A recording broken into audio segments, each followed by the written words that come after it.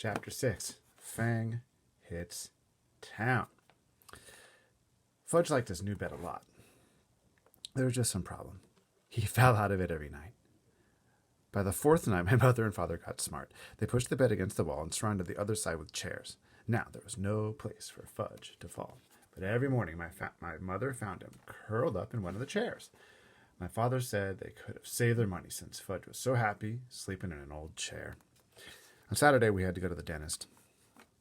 He wanted to check Fudge's mouth again to make sure everything healed all right since his flying experience. Dr. Brown is an old friend of my father's. They went to school together. He's always saying he takes special good care of me and Fudge because we're chips off the old block being my father. His office is on the other side of the park. It's near Madison Avenue. That's a really fancy part of New York. It's near Madison Avenue. My mother said we'd make a day of it, and wouldn't that be fun? I'd rather go to the movies with Jimmy Fargo, I told her. But we'll have such a good time, my mother said.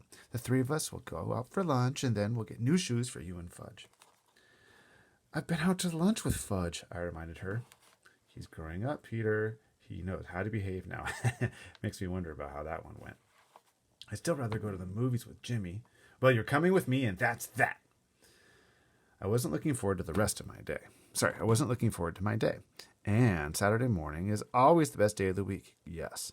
Every Saturday morning, I clean out Dribble's bowl. Sometimes it's Fudge's... Oh, that reminds me of Stinkin' Judy and the salamander. Every Saturday morning, I clean out Dribble's bowl.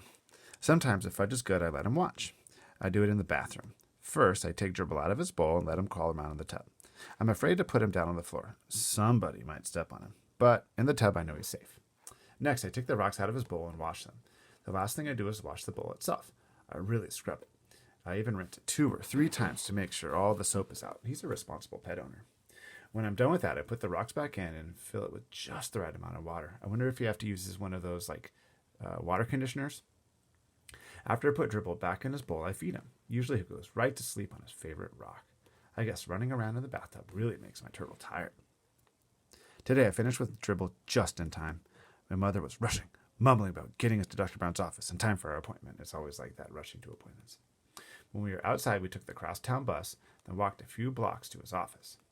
As soon as the nurse saw Fudge, she said, "How's my favorite patient?" Oh, of course, Fudge always the favorite. She gave him a hug and a little book to read. To me, she said, "Good morning, Peter." It burns me up the way people treat Fudge. He's not so special. He's just little, that's all. But someday he's going to be 9 years old, too. I can't wait until he is. Then he'll know there's really nothing so great about him after all. Soon the nurse said, "Fudge, Dr. Brown is ready for you. Come with me now." Fudge took the nurse's hand.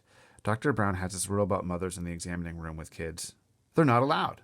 Mothers are a big problem, Dr. Brown told me once. I agreed. I looked through a National Geographic magazine while I waited. After a few minutes, the nurse came out and whispered something to my mother. I looked up, wondering what the big secret was. Then my mother said, "Peter, Dr. Brown would like you to help him with Fudge." "Help him?" I said, "I'm no dentist." The nurse said, "Peter, if you'll just come with me, I'm sure everything will work out fine." So I went with the nurse. "What do I have to do?" I asked her. "Oh, not much. I bet it's like entertain Fudge or distract him or something. Dr. Brown just wants you to show Fudge how to open your mouth and how he checks your teeth."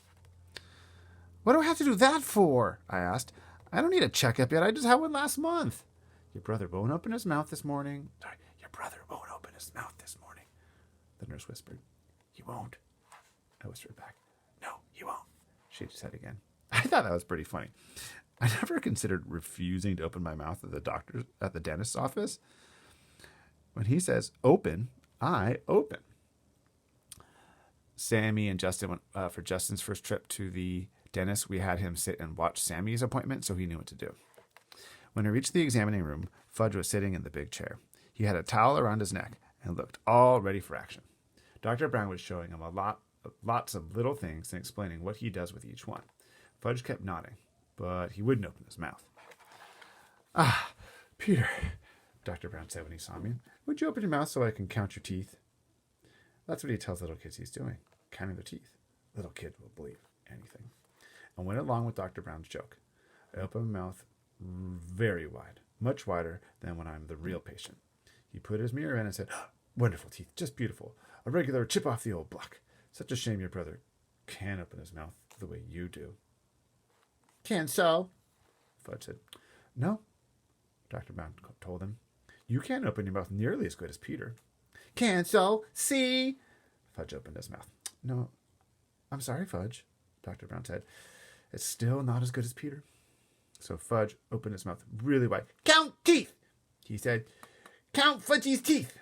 Well, Dr. Brown pretended to think about it. Count! Fudge screamed.